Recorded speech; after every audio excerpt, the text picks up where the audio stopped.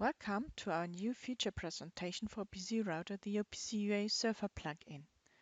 With the OPC UA Server plugin, you configure individual OPC UA server endpoints and secure its communication by using certificates, encryption, and the user management.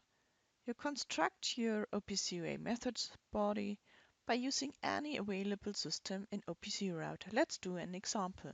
Insert a new OPC UA endpoint under shop floor OPC UA server.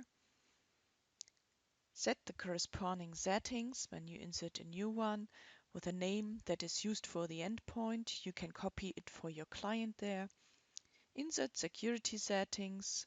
Provide OPC Router global variables and performance data.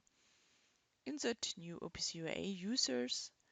And define a structure for your address space for methods, for variables, for example, with machine 1, state, and production ID data. Now set it productive.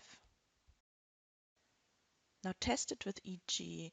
UA Expert, insert endpoint URL, security settings, and username and password. Click Connect and accept the server certificate.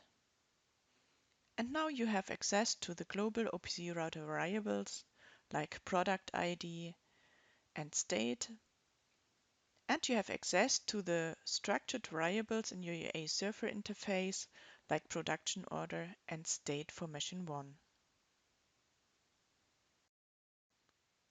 To create OPC UA methods, create new connections structured in folders, for example to factorize some value. The framework for the OPC UA method is built by the method trigger, where you select OPC UA endpoint and server path, give it a name, and insert variables for input and output.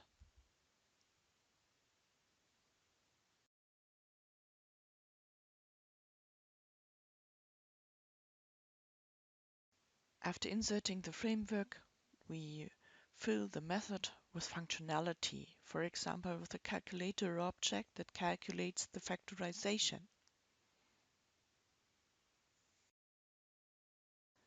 Now just connect the framework parameters with the functionality and set it productive. In your OPC UA client, select the method factorize, insert the input variable values, call it and see the result. More examples on OPC UA methods could be requesting recipe data from a SAP remote function call, or asking a database for data and printing labels. Or, for example, requesting tool data from a Heidenhain machine.